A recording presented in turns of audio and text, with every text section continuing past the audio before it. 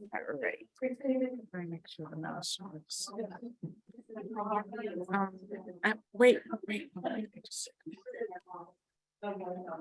Works. You're good. I'll give you a hug. Can I hug you? I'll stay up here. Okay, we're good. And the sound works.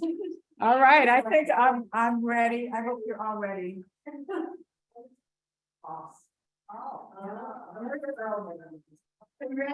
We're ready. I'm ready. Okay. Thank you all for coming. We're grateful that Jill is back on a regular basis now. She's gonna do a monthly program and Never say that. I have another class. I'm sorry, what? I said I do have another class of 4 women. Yes. Yes, but you are, so are you gonna be done for the year? You just do that next. We'll talk about that another time. So let me retract that thing. We're not gonna have her today. She has other obligations, but this is a very interesting topic today. And we're glad to have all of you here. It's a good turnout, the weather's good, but I do require everybody to wear a mask the entire time you're in these classrooms. Okay, so thank you. Okay, welcome everybody in the classroom and on Zoom. I'm really happy to be here and share this class with these amazing women. And for those of you who have not been in my classes before, what I always try to do is present women that none of us know too much about or that we've never heard of. But these are all people that we should have heard of. So I was excited to do this class and do this research, and I learned a lot, and I hope you will too. So the first woman I want to talk about is Amelia Jenks Bloomer.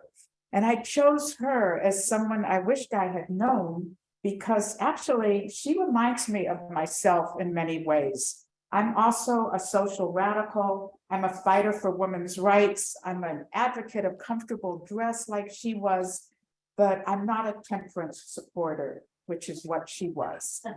So we part ways there.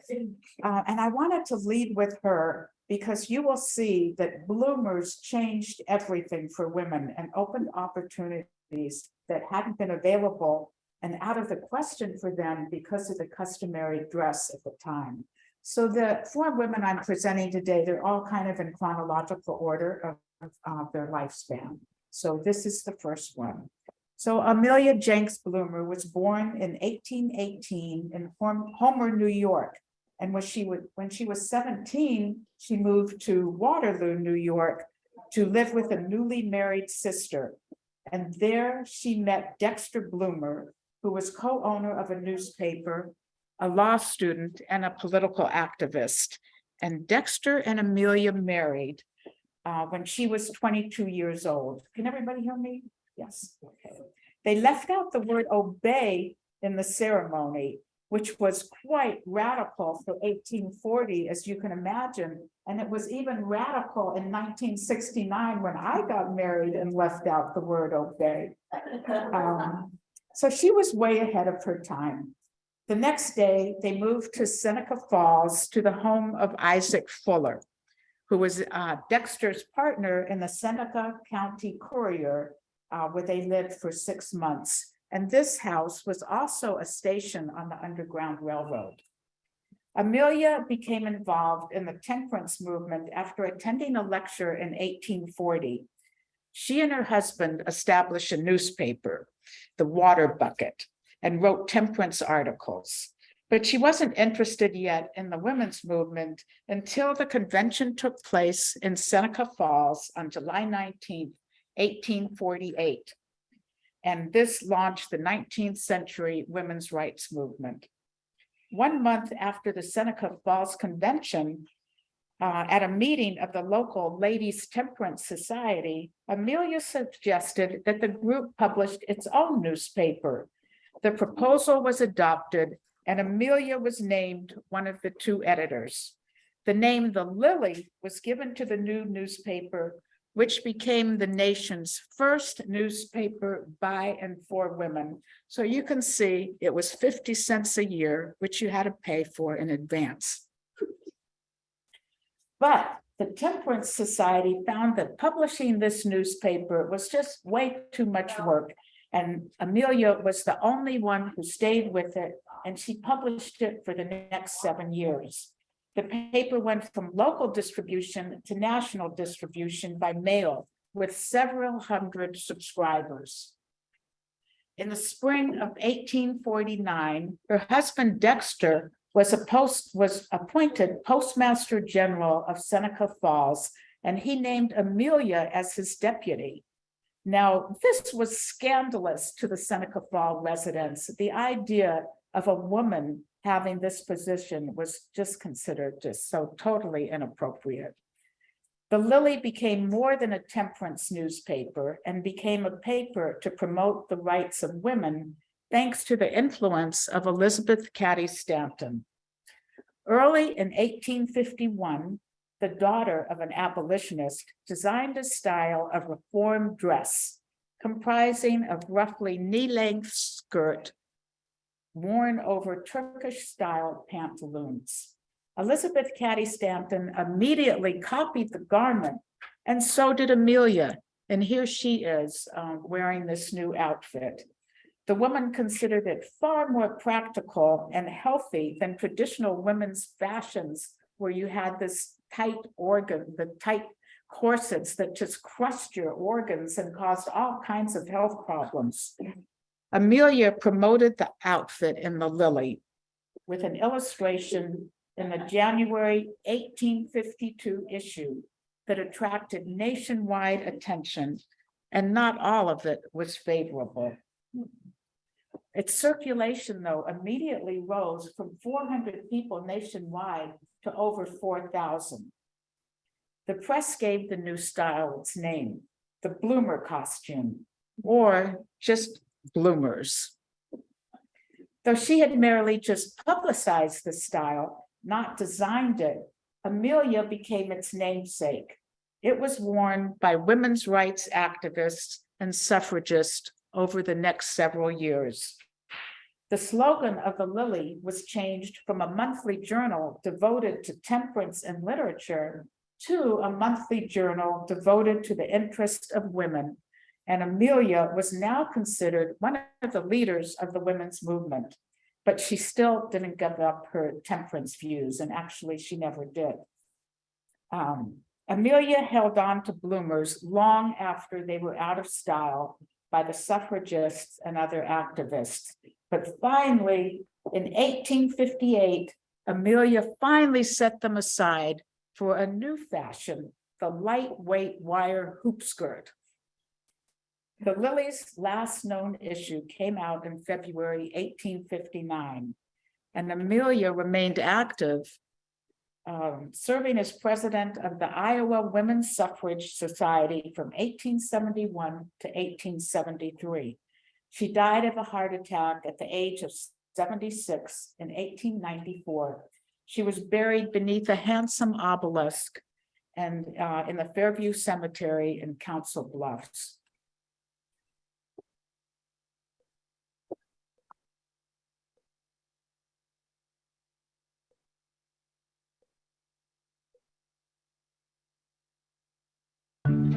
The story of bloomers and how this humble garment became a feminist fashion statement.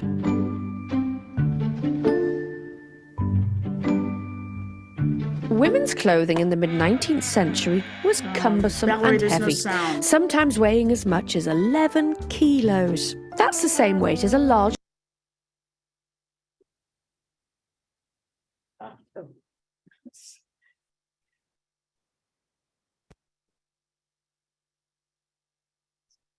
Start over.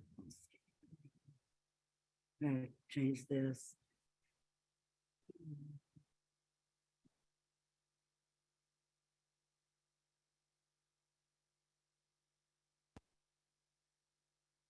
Okay.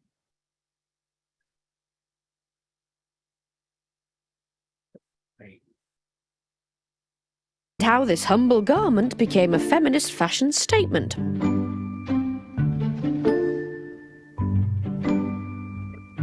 Women's clothing in the mid-19th century was cumbersome and heavy, sometimes weighing as much as 11 kilos. That's the same weight as a large watermelon. Imagine carrying that around all day. Outfits included crinolines, hoop skirts, bustles, bodices, and tightly laced corsets. These tight, uncomfy clothes caused all kinds of health problems, including fainting, squashed organs, and deformities. In 1851, US activist Elizabeth Smith Miller started wearing loose, light trousers gathered at the ankles. These were similar to Turkish trousers and were known as Turkish dresses. Her suffragist friend, Elizabeth Cady Stanton, decided to wear some when she visited Amelia Jenks Bloomer, the publisher of the first American newspaper for women in the US, The Lily. Amelia Bloomer loved the idea of this new liberating garment so much that she began to wear the trousers herself and promote them in her magazine, even publishing instructions on how to make them. The press ended up calling this new outfit the Bloomer dress. Later, this was abbreviated to simply Bloomers. The idea of women wearing trousers caused outrage at the time. They were considered strictly menswear. Some women were even arrested when wearing them. Amelia Bloomer said, "I stood amazed at the furore I had unwittingly caused. Some praised and some blamed, some commented and some ridiculed and condemned." Bloomers became a symbol for the women's rights movement, leading to the Bloomer dress, also called the Freedom dress, and Amelia herself becoming a prominent figure in the US suffragette movement. There were many styles of bloomers, often combined with dresses, and they eventually became shorter and tighter before falling out of favour, only to reappear in the early 20th century, worn by women taking part in sports, including the craze for cycling. You'd think a woman wearing trousers would be no big deal these days. But look at how much chatter and debate there was around Hillary Clinton and her famous pantsuit when she was running for US president. Amelia Jenks Bloomer's two-legged legacy strides on into the 21st century. Thanks for watching.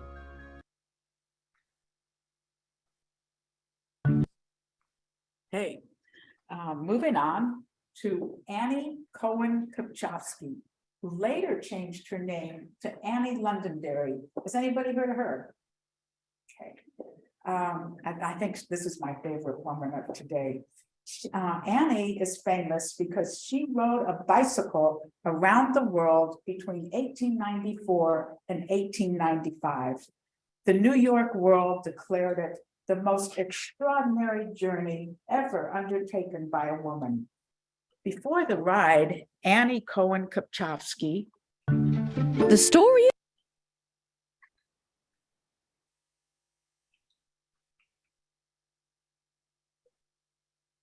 There we go, sorry. Annie Cohen Kupchowski was actually a young Orthodox Jewish mother of 3 small children. This extraordinary woman was born in Latvia to Levi and Beatrice Cohen. She had 2 older siblings, Sarah and Bennett. The family moved to the United States in 1875 when she was 4 years old. They settled in Boston and lived in tenement housing on Spring Street. On January 17, 1887, her father died, and then 2 months later, her mother died. Her older sister, Sarah, was already married with children living in Maine, and so it was left to Annie, who was 17, and her brother Bennett to raise the other 2 children, who were Jacob 10 and Rosa 8. Annie and Bennett both soon married themselves and brought their spouses back to live in the same tenement housing on Spring Street. Annie's new husband was Max Kupchowski, and he was a peddler. They had 3 children in the next 4 years. Her brother Bennett married Bertha, and they had 2 children, and they all lived together in the same housing. Max was a very devout Orthodox Jew, and he attended synagogue during the day and studied the Torah, while Annie sold advertising space for several daily Boston newspapers so the family could survive. The norm for Orthodox Jews was to study and the women worked. The bicycle craze of the 1880s was providing women with an independent means for transportation and also causing an evolution in women's clothing, from full skirts and heavy materials and tight corsets to bloomers that allowed for more mobility and freedom of movement. So like I said, you can see how the bloomers changed everything for women. They were not going to bicycle around the world without the bloomers. In 1887, Thomas Stevens became the first person to bicycle around the world. But it was unheard of for a woman to attempt this, but not for Annie. Her bike ride was reportedly set in motion by a bet between two wealthy Boston merchants.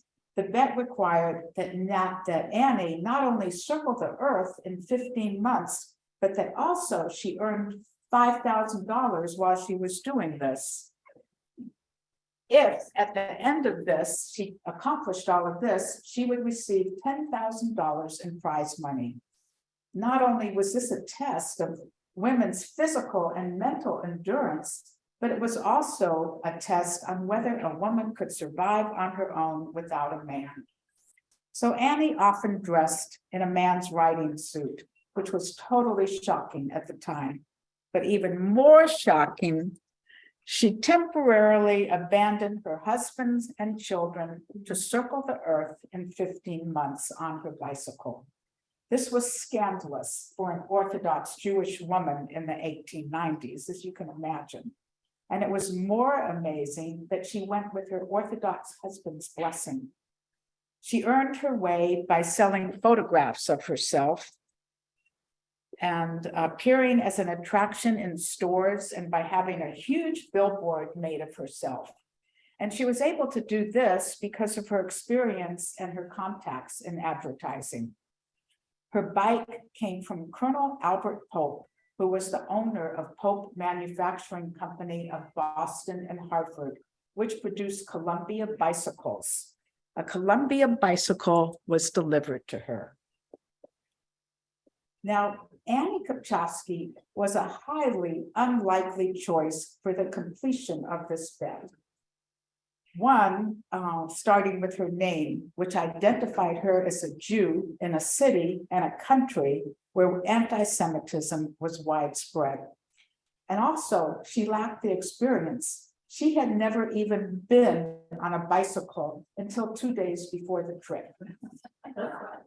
And she was only 5'3" tall, and she weighed about 100 pounds. But her main obstacle was that she was a married woman and a mother of 3 children, ages 3, 5, and 2. Well, she needed sponsorships and publicity for financing the trip. Her 42-pound women's bike carried a placard attached to the rear wheel of the bike that advertised New Hampshire's Londonderry Lithia Springs water, for which the company paid her $100, and she in turn agreed to change her name to Annie Londonderry while on this bike trip. Now, this was good advertising, plus it gave her a name that didn't sound Jewish. So on June 27th, 1894, about 11 a.m., 24-year-old Annie Londonderry set off from the Massachusetts State House on Beacon Hill, cheered by 500 well-wishers. So she wore a long skirt, a corset, and a high collar, and she carried with her a change of clothes and a pearl-handled pistol. For her first stop, Chicago, she chose cycling routes that were published in tour books by the League of American Wheelmen. So I don't see any women here, but these tour books contain the distances and the road conditions, the landmarks, places to eat, and hotels that were offered to cyclists.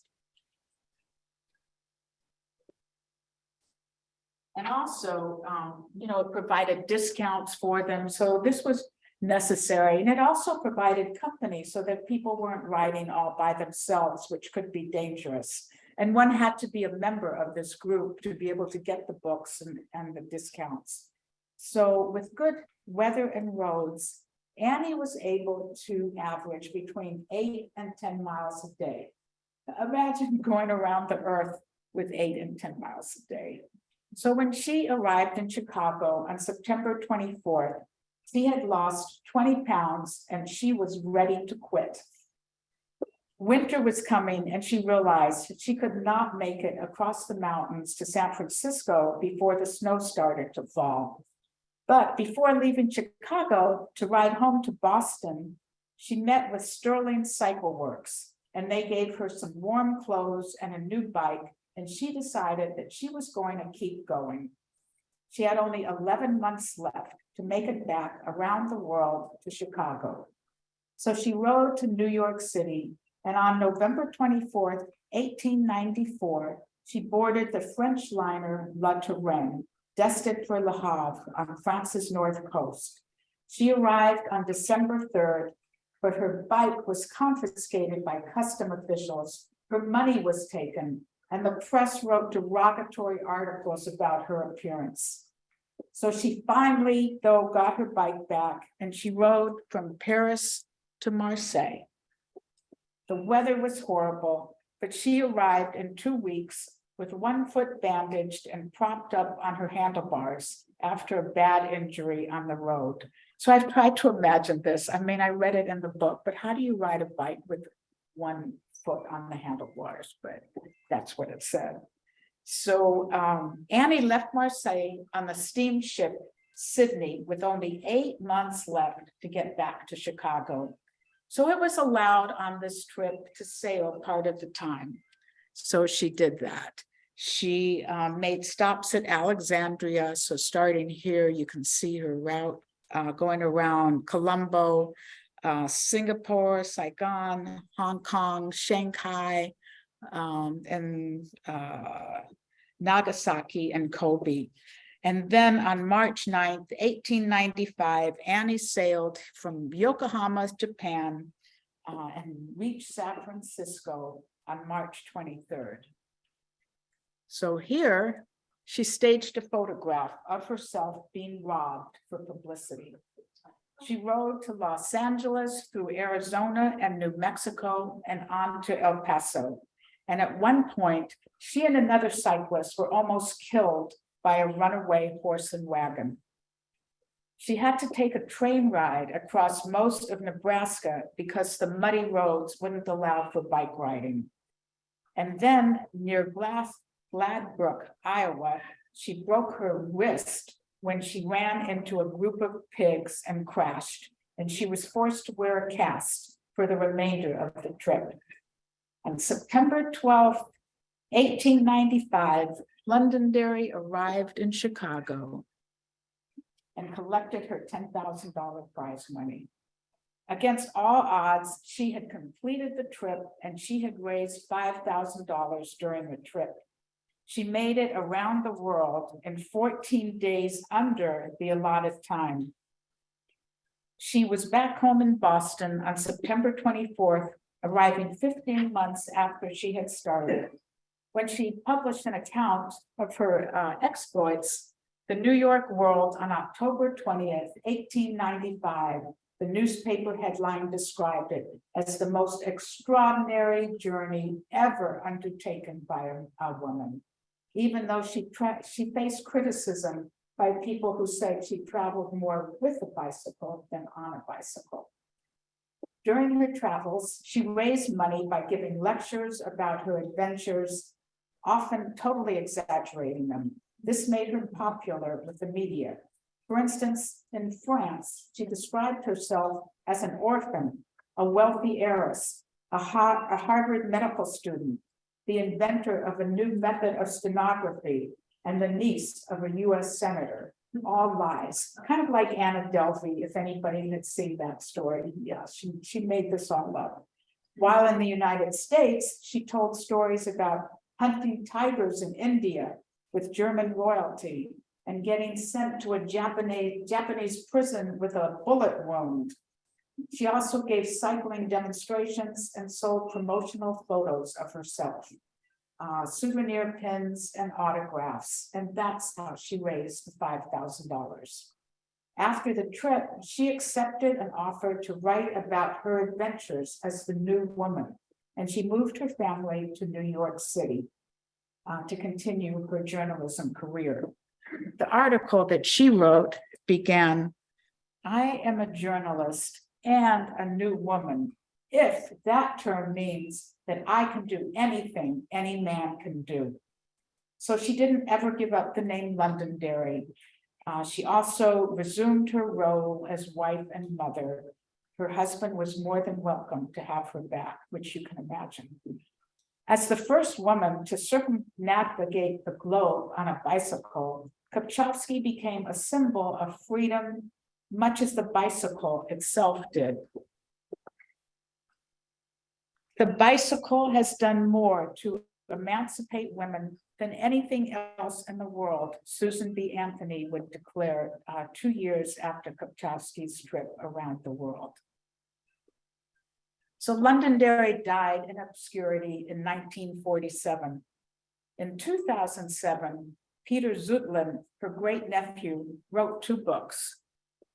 One, Around the World on 2 Wheels, Annie Londonderry's Extraordinary Ride and Spin.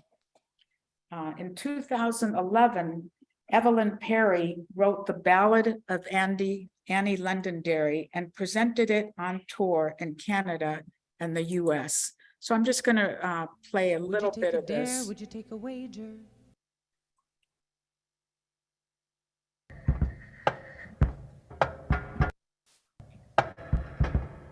In 1894, a young woman by the name of Annie Londonderry began her journey to become the first woman to ride around the world on a bicycle. She went alone. She left her husband at home with her 3 children. She was settling a bet between 2 businessmen, $20,000 to 10, that no woman could beat the record of the only man, one Thomas Stevens, to have cycled around the world some 10 years previous. The terms of the men's wager was this: she must begin her journey penniless, accept no gratuities. Anyway, that gives you the idea of the song, which she's sang in Canada and the United States. And then a documentary film was produced titled The New Woman, Annie Londonderry Kupchovsky, which premiered in February 2013 at a Washington, D.C. Film Festival, and it won the award for the best documentary. And so she was quite a woman, as I think we can all see, and definitely she's somebody I wish I had known.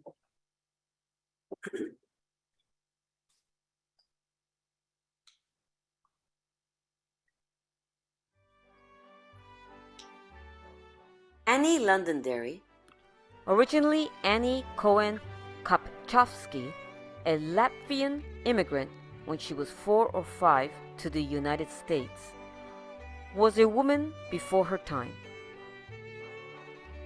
She is the first woman to cycle around the world in 15 months and was a pioneer for making marketing sports for women. The first man to cycle the globe was Thomas Stevens, who had accomplished it a decade earlier in 32 months. The story goes that 2 rich men bet that no woman was able to travel around the world on bicycle in 15 months, and at the end, if she accomplished it, she would receive $10,000 as a prize. Why she was chosen is unknown. Annie, a beautiful 24-year-old Jewish woman who worked soliciting advertisements for newspapers, had never ridden a bicycle until only a few days before the journey. And on top of that, she was married with 3 small children. she would travel as a living billboard, advertising the New Hampshire's Londonderry Spring Water Company on her rear wheel skirt guard, hence changing her name to Londonderry to avoid any anti-Semitism at that time, and was handed a $100 bill as payment. And as for the bike, Colonel Albert Pope sent Alonzo D. Peck from the Pope Manufacturing Company to supply her with one of their Columbia models. Conditions of the bet were that she had to make her own money and could only speak English. The morning of June 27, 1894, Annie, with a pearl-handled pistol and a change of undergarments, started her trip from the Massachusetts State House on Beacon Hill. Following her tour books by the LAW, which contained road conditions, places to eat, landmarks, and hotels that offered discounts to cyclists. By the time she arrived in Chicago, she felt defeated with a cumbersome bike and clumsy clothing, and announces she is giving up. After realizing that she couldn't cross the mountains and prairies between Chicago and California before winter, she makes the decision to go back to New York. But first, she meets with Sterling Cycle Works from Chicago and receives an ivory and gold men's expert Model E light roadster with the words "The Sterling." It had no brakes and a single gear, but it was 20 pounds lighter than the first bicycle. She also switched from a dress to bloomers, and eventually bought a pair of men's trousers for $5, cutting off some of the leg, converting them into a type of knickerbockers, along with some black stockings and a blue yachting cap. The trip was on again. Annie started off and left from New York on the French liner La Touraine, the 24th of November, 1894.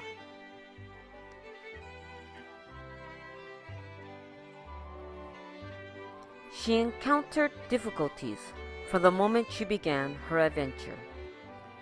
Being scorned at for wearing the garments she wore because of the misconceptions and preconceptions, or when she descended from the French liner, the French confiscated her bike and took her money and made fun of her, but she was able to continue. Even with a foot injury and the results of the French newspapers, she continued on and became a celebrity. Crowds of people would see her off, like when she sailed on the Sydney to the Middle East, filled with advertisements top to bottom. She told journalists fairy tale stories about how she would finish medical school at Harvard when she would get back from her journey, and that she had a doctorate in law, or even saying that she was an orphan with a fortune. She would exaggerate the facts of what happened during her adventure. She concludes her adventure the 24th of November, 1895,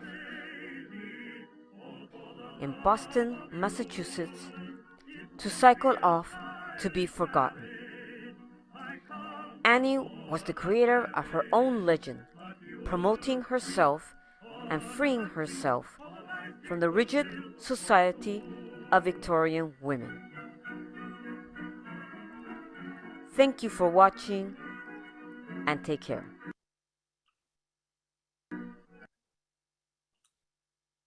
Okay, now I want to talk about Huda Sha'arawi. She was an Egyptian feminist and was considered the founder of the women's movement in Egypt. But really, she brought change to Arab women around the world. She was raised in the harem system in Egypt, which kept women secluded and veiled. Very wealthy families had separate women where they kept their women who were guarded by eunuchs who also acted as messengers to the outside world. The word harem actually refers to the rooms in which the women stayed in and were kept separate from the men. And all women, rich or poor, went outside veiled, except for the peasant women who lived in the countryside. But actually, veiling and the harem system were cultural traditions that were followed at times by Jewish women and Christian women, so it wasn't just Muslim. So Huda was very well educated from a young age, which wasn't the norm, but education was encouraged by her father. She was tutored in a variety of subjects, and she spoke French, Turkish, and Arabic. But at the age of 13, Huda was married off to her cousin, Ali Pasha Sha'arawi, who was 40. In the marriage contract, he had promised to leave his slave concubine, but he didn't live up to the contract, and the next year, the concubine bore him a son. So this was after Huda was married to him. He broke the contract, and because he broke the contract, she separated from him and lived apart for 7 years. She used these years to further educate herself and become politically active. Under pressure from her parents, they reconciled, and she bore him 2 children.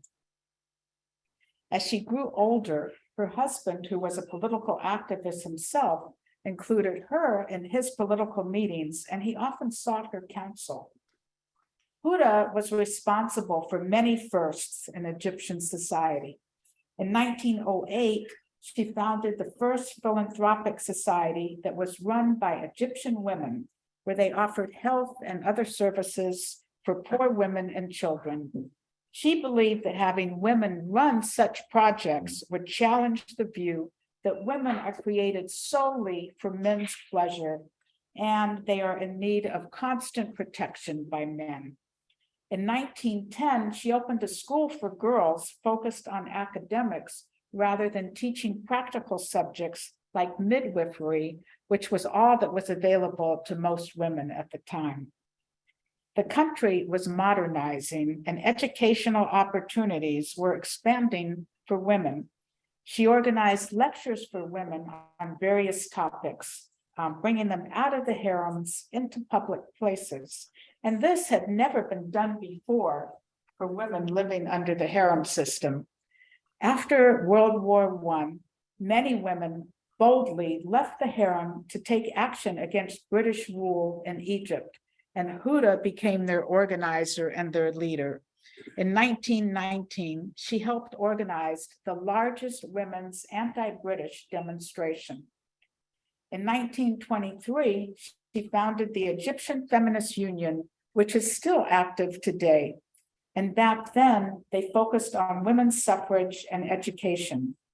Huda was against any restrictions on women's dress or freedom of movement, which was directly in conflict with harem life.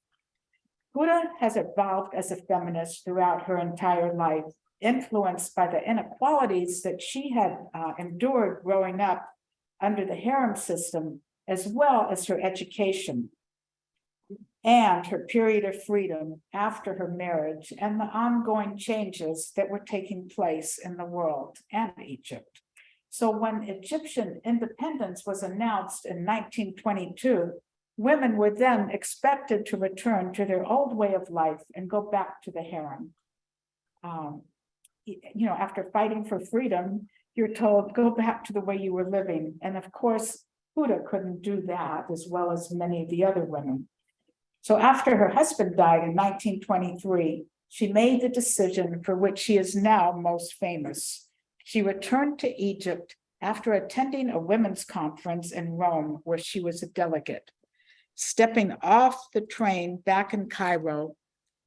You can't see it. She removed her veil in front of the crowd in public, and two other of the female delegates followed. Let's see if I can move this.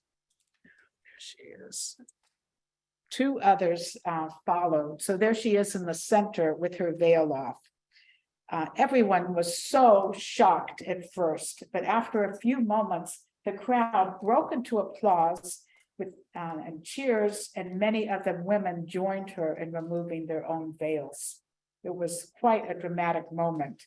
Within a decade of Huda's act of defiance, few women still wore the veil. In 1924, the new Constitution was approved. It included the principle that elementary education was to be free and obligatory for all sexes. And this was new, but that's just elementary education, not high school, goes through elementary years. But the 1924 Constitution didn't give women the right to vote. Can anybody guess when women got the right to vote in Egypt? Anybody know? It was in 1956. She continued to lead the Egyptian Feminist Union until her death, demonstrating and organizing the fight for women's rights in the new Egypt. She represented women in conferences around the world. She advocated for peace and disarmament. She was also vice president of the International Alliance of Women for Suffrage of Equal Citizenship and the founding president of the Arab Feminist Union in 1946. She initiated 2 feminist magazines, and then she wrote an autobiography, 1986, Harem Years, the memoir of an Egyptian feminist, a memoir growing up in a harem, Cairo harem. And then there's another book written about her, which I would recommend for anybody's interested, calling Casting Off the Veil. So she was successful because she was able to blend Western style feminism with her own country's culture, customs, culture, and with Egyptian nationalism. In this way, she influenced millions of Arab women around the world. She died in 1947, 9 years before women even got the vote.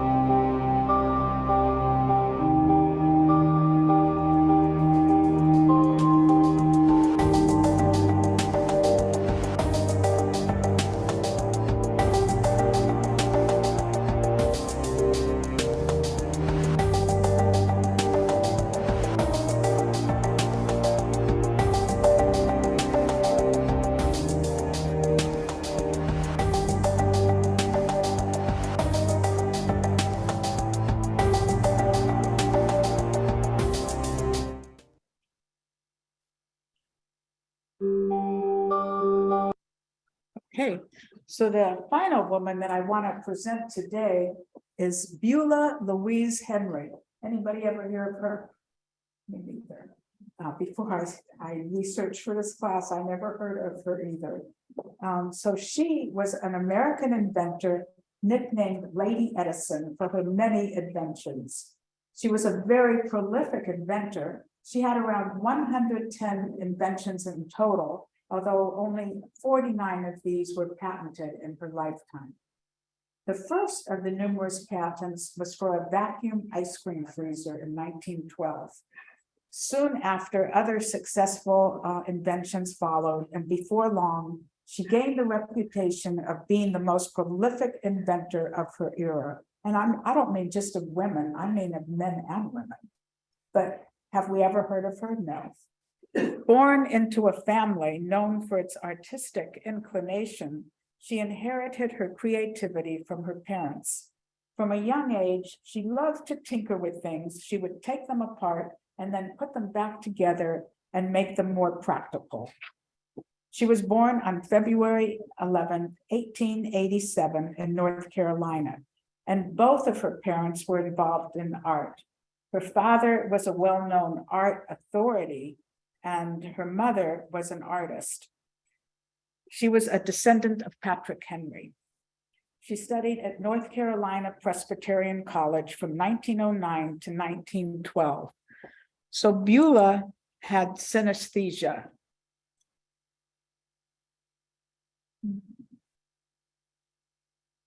Valerie, oh, what is this here? Okay, there we go. So she had synesthesia. And so this is where the mind assigns sensory attributes to other senses. For instance, associating sounds to colors or letters and numbers. They may hear music as colors when they hear it, and they may taste textures like round or pointy when they eat foods. And this is a condition that's found especially in artistic and creative people. When she was in her 20s, she applied for her first patent, and this one was in 1912 for the vacuum ice cream freezer. So before her invention, the process of grinding cream, sugar, and ice to make ice cream was a very lengthy, tedious process, required repeated stirring of the frozen product in order to get rid of these little micro ice chips. And in addition, the ice cream couldn't be stored for long periods of time. And all these factors made ice cream a delicacy only for the very rich. So having a knowledge of physics, Beulah used a fundamental physics principle. When a gas expands, that is, when it goes from a small container to a larger one, the temperature drops drastically. And this is called Poisson's law, formulated in 1828. So she created a vacuum in one compartment of the ice cream fridge so that the gas would flow into it, lowering the temperature in the chamber. And this process greatly reduced the cost of ice cream and made ice cream accessible to ordinary people for the first time. So yeah, I can't explain that to you, so please don't ask me.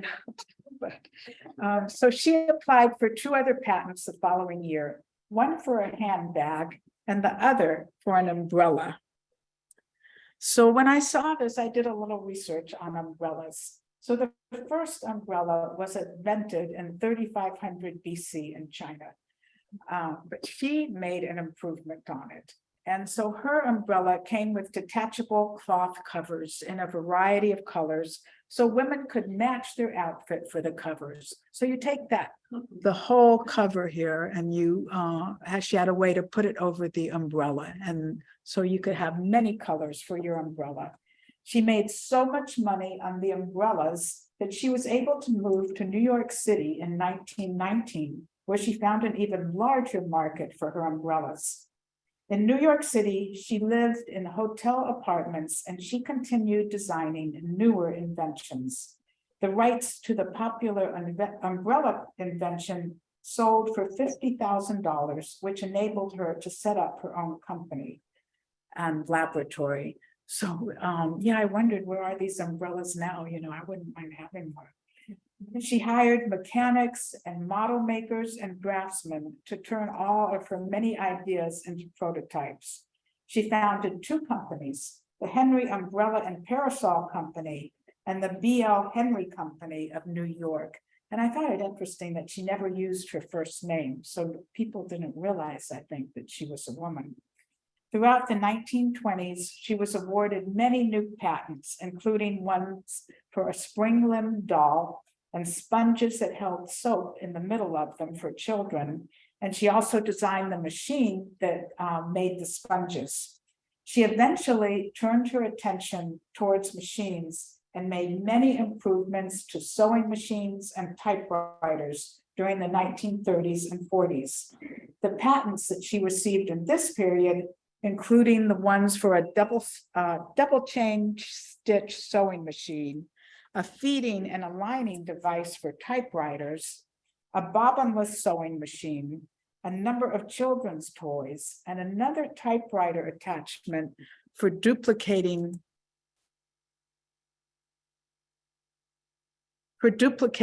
4 pages at once. So carbon paper didn't have to be used. You see those 4 pages there, no carbon paper. Not sure how she did that. And then she also invented a can opener, a hair cutter, dolls with eyes that not only opened and closed, but changed colors. And then she invented a doll with a radio in it. By the late 1930s, she had earned the nickname of Lady Edison, and she was famous all over the United States. In 1939, she began working for the Nicholas Machine Works as an inventor, a position that she held until 1955. And she was also a consultant for an international doll company. She never married, preferring to remain independent. And she had a wide variety of interests, including writing and painting. She was active in the Audubon Society, the League for Animals, and the Museum of Natural History. She continued to invent until she died in 1973, and she was inducted into the National Inventors Hall of Fame in 2006. She was one of very few women who ever earned money for her inventions.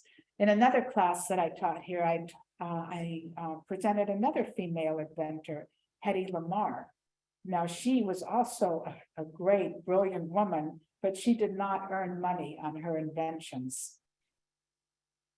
And here is what she says: I invent because I cannot help it.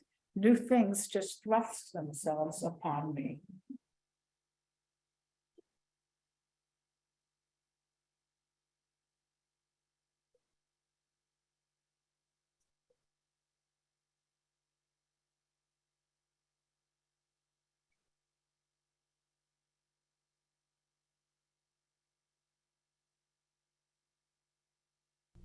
Today's episode of Overlooked History is about Beulah Henry and her many inventions. Beulah Louise Henry was born September 28, 1887. Sources disagree as to whether she was born in Raleigh, North Carolina or Memphis, Tennessee. By the age of 9, Beulah was already inventing. She attended Elizabeth College in Raleigh and graduated in 1912. That year, she received her first patent. It was for a vacuum-sealed ice cream freezer. In 1924, Beulah moved to New York City. While there, she filed a patent for a snap-on parasol. The cloth could be changed out to match whatever outfit the parasol's holder was wearing. To market this invention, she established the Henry Umbrella and Parasol Company. She also created the incredibly popular double-chain stitch sewing machine, the world's first bobbinless sewing machine. Beulah filed patents for many innovations for children's toys, particularly dolls. These inventions included dolls that used air instead of stuffing, and a doll with eyes that changed color. She also created a doll in the shape of a dog and a clock to help children learn how to tell time. Many of her inventions had more practical uses, including an improved can opener and a typewriter that could make 4 copies without using carbon paper. In total, she received 49 patents and is credited with over 100 inventions. Because of her many inventions, Beulah Henry became known as Lady Edison. She died in 1973. In 2006, Beulah Henry was inducted into the National Inventors Hall of Fame. Her most famous quote was, "I invent because I cannot help myself." Thank you.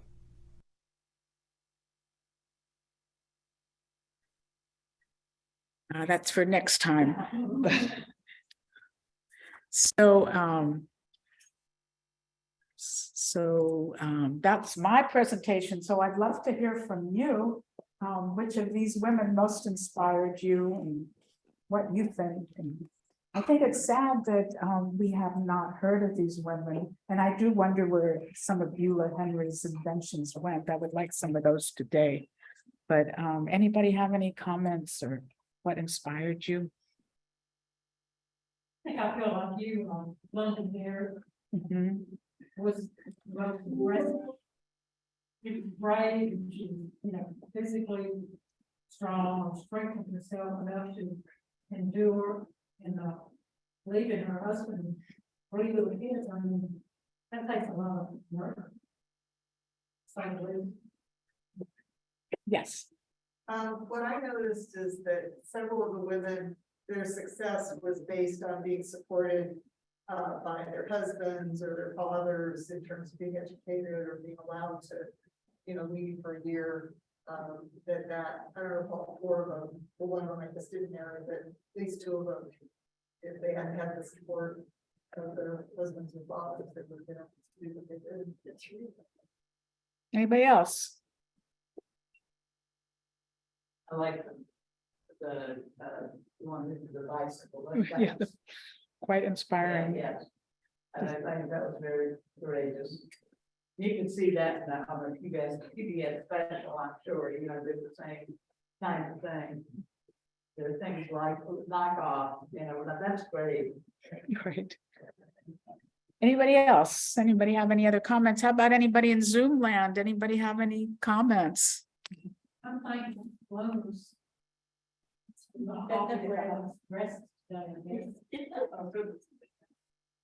Yeah, ballooners, I'm telling you.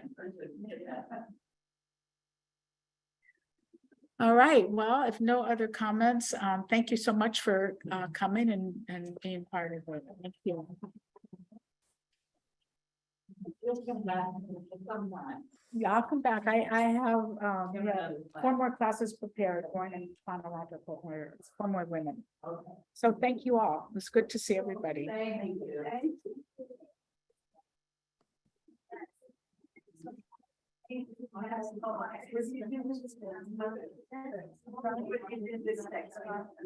I want to wait till Women's History Month. It's March. So I'll talk to Victoria. I'm sure what she wants to do.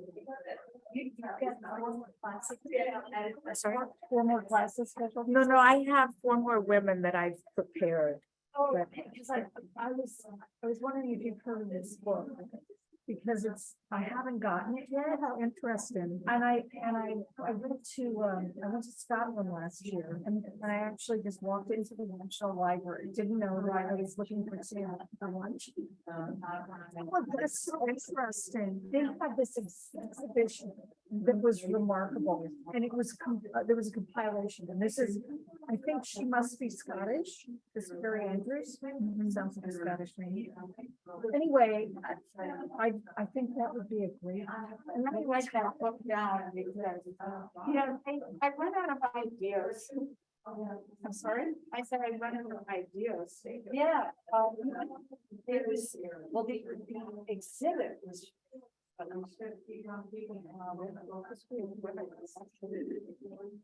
it's all about, it was a lot like the and no women can't do this, and it had to sort of then something wanted about a woman to really be able to, I mean, it's just really quite, quite remarkable. One place, a history of women out there.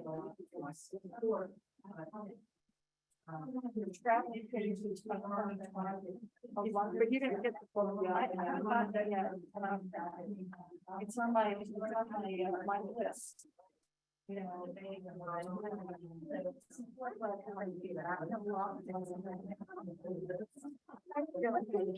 This was just fabulous. I really enjoyed it.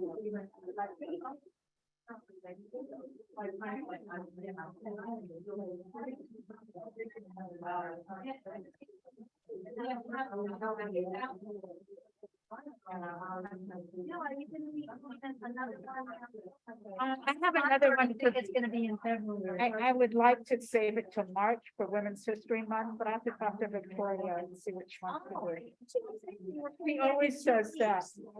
She always says I'll come once a month, but I don't know why she says that.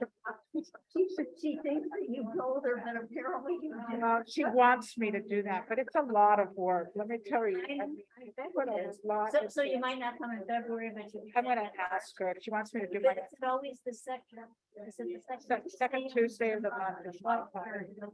So I'll make I'll sure talk to that her. it- Great, good to see you. You got your USB. Right.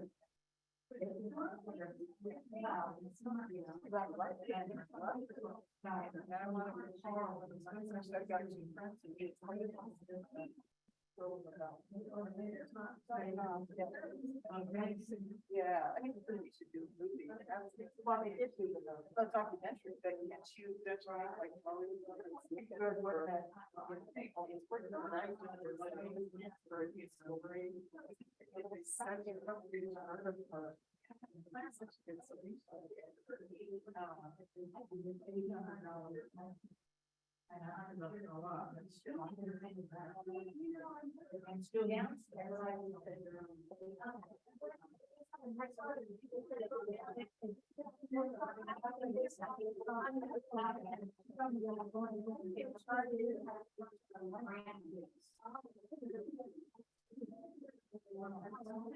Oh, you said it.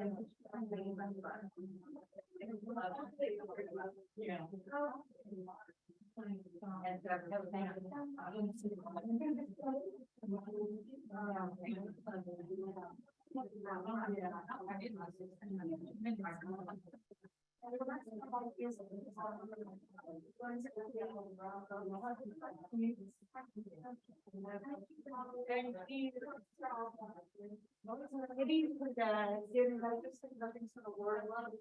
Well, we just gotta get another computer and. But that was good.